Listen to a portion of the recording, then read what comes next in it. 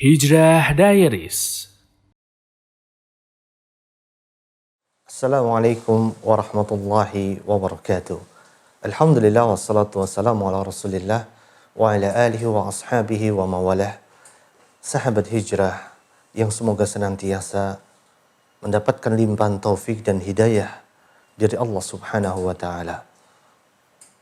Suatu hari Rasulullah SAW berkumpul di tengah para sahabatnya ridwanullah ta'ala alaihim. Semoga Allah meridai mereka.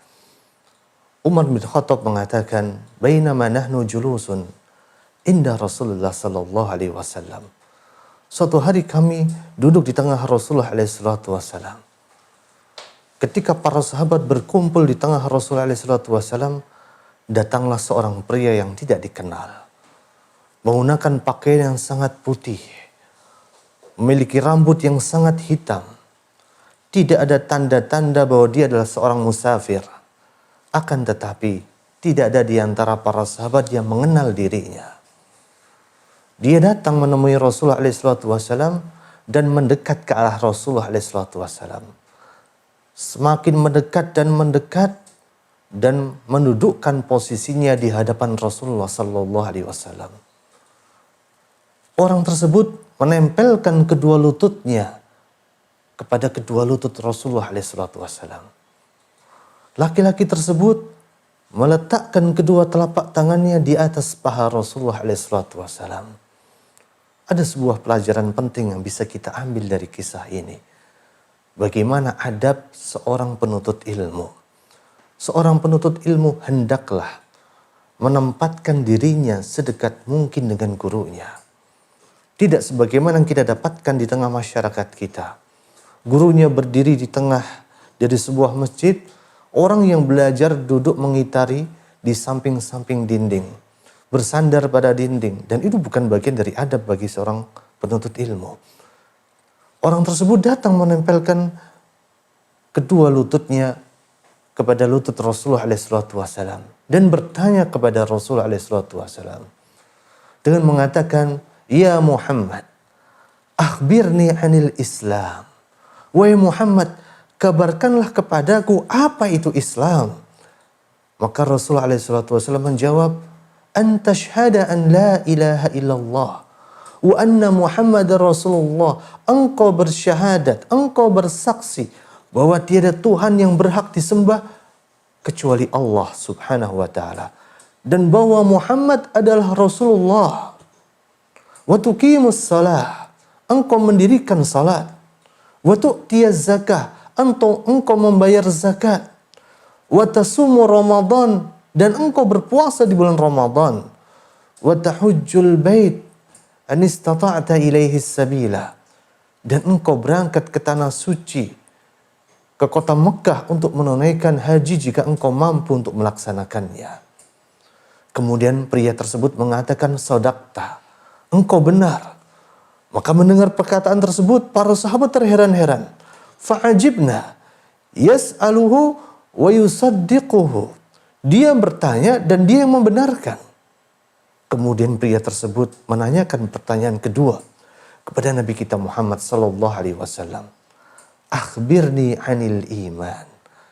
Kabarkanlah kepadaku apakah itu iman. Maka Rasulullah menjawabnya dengan mengatakan, "Antu'mina billah." Engkau beriman kepada Allah. Wa malaikatihi, engkau beriman kepada malaikatnya. Wa kutubihi, engkau beriman kepada kitab yang sudah Allah turunkan. Wa rusulihi, engkau beriman kepada para nabi yang telah Allah utus. Wal yaumil akhir, dan engkau beriman kepada hari pembalasan. Wa tu'mina bil qadari khairihi wa syarrihi, engkau beriman dengan takdir yang sudah Allah tuliskan, baik takdir yang buruk maupun takdir yang baik. Kemudian orang tersebut mengatakan, "Shadaqta." Kemudian pria tersebut menanyakan pertanyaan ketiga pada Nabi kita Muhammad sallallahu alaihi wasallam. Akhbirni anil ihsan. Kabarkanlah kepadaku apa itu ihsan. Maka Rasulullah menjawab, "Anta budallah." Engkau beribadah kepada Allah. Ka'annaka tarah, sepertinya engkau sedang melihat Allah Subhanahu wa taala. Fa illam takun tara fa innahu yaraka.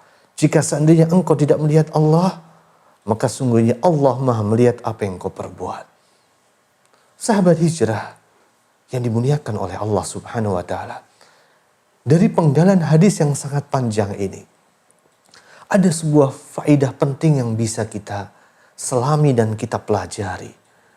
Di sini kita diajarkan bahwa sesungguhnya dalam Islam ada tingkatan bagi seorang muslim dalam kehidupannya. Ada tingkatan Islam, ada tingkatan iman, dan ada tingkatan ihsan. Tidak semua orang yang berislam dia otomatis sudah beriman. Tidak semua orang yang beriman, dia sudah mencapai derajat ihsan. Maka lihatlah, sampai derajat manakah diri kita. Yang pertama adalah derajat Islam. Ketika kita berislam dengan cara bersyahadat, bahwa asyhadu an la ilaha illallah, kita mengakui bahwa tiada Tuhan yang berhak disembah kecuali Allah Subhanahu wa taala. Dan kita mengakui bahwa hanya Rasulullah SAW yang diutus oleh Allah Azza wa Jalla membawa risalah akhir zaman. Sampai akhir zaman nanti, risalah Rasulullah SAW adalah risalah bagi seluruh umat manusia. Kita dikatakan berislam kalau kita sudah menegakkan salat. Kita dikatakan sudah berislam kalau kita sudah membayar zakat yang Allah wajibkan. Kita sudah dikatakan berislam kalau kita sudah berpuasa Ramadan. Dan kita dikatakan berislam kalau kita punya harta dan kita luangkan harta kita untuk berangkat ke tanah suci dalam rangka menunaikan ibadah haji. Setelah 5 hal ini sudah terkumpul pada diri kita, barulah kita naik ke derajat iman. Bagaimana kita beriman kepada Allah Subhanahu wa taala? Kita memahami hak-hak Allah yang ada pada diri kita. Kita beriman kepada kitab-kitab yang sudah Allah turunkan.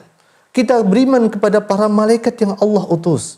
Kita beriman kepada para rasul yang sudah Allah utus. Kita beriman kepada akan datangnya hari pembalasan. Semua apa yang sudah kita perbuat akan dimintai pertanggungjawaban di sisi Allah Subhanahu wa taala. Dan kita beriman dengan seluruh takdir yang sudah Allah tetapkan. Jikalau hal ini sudah terkumpul pada diri kita, maka kita sudah bisa masuk ke derajat ihsan. Ketika seseorang beribadah dengan penuh totalitas. Ketika seseorang sudah menyerahkan dirinya hanya untuk Allah Subhanahu wa taala. Secara totalitas kita beribadah kepada Allah, sehingga ibadah kita menghasilkan suatu perasaan khauf, takut kepada Allah. Sehingga takutnya kita membuat kita meninggalkan setiap peluang maksiat yang ada di depan mata kita. Sehingga ketika kita totalitas dalam ibadah, membuat muncul yang namanya perasaan roja. Kita berharap hanya kepada Allah. Tidak lagi berharap kepada materi. Tidak lagi berharap kepada dunia. Tidak lagi berharap pada seseorang. Tetapi hanya bersandar. Hanya menyandarkan jiwa dan raganya kepada Allah Subhanahu wa ta'ala. Dan ketika seseorang sudah totalitas dalam beribadah, maka dia hanya mencintai karena Allah. Dan itu semua karena disadarkan. Dan itu semua disandarkan karena cinta dia yang begitu totalitas kepada Allah Subhanahu wa ta'ala. Ketika seseorang sudah mencapai derajat ihsan, Allah Subhanahu wa ta'ala akan menuliskan pahala yang sangat besar untuk orang tersebut. Allah Subhanahu wa ta'ala akan memberikan tempat yang terbaik dan terindah untuk orang tersebut. Dan kita akan diangkat derajatnya oleh Allah Subhanahu wa ta'ala dengan derajat yang tertinggi di sisinya. Dan semoga kita semua senantiasa dimudahkan oleh Allah Subhanahu wa ta'ala untuk memasuki derajat ihsan, untuk bisa beribadah kepada Allah secara totalitas, dengan penuh rasa takut, dengan penuh rasa cinta, dengan penuh rasa pengharapan dan penyandaran hanya kepada Allah Subhanahu wa Ta'ala. Dan semoga Allah Subhanahu wa Ta'ala senantiasa membimbing langkah kita dalam beribadah kepada Allah Subhanahu wa Ta'ala. Allahumma a'inna ala dzikrika wa syukrika wa husni ibadatik. Ya Allah, tolonglah aku, tolonglah kami untuk senantiasa mengingat Allah Subhanahu wa Ta'ala, untuk senantiasa bersyukur kepada Allah Subhanahu wa Ta'ala, dan untuk senantiasa memperbaiki ibadah kita di jalan Allah Subhanahu wa Ta'ala. Barakallahu li wa lakum. Assalamualaikum warahmatullahi wabarakatuh.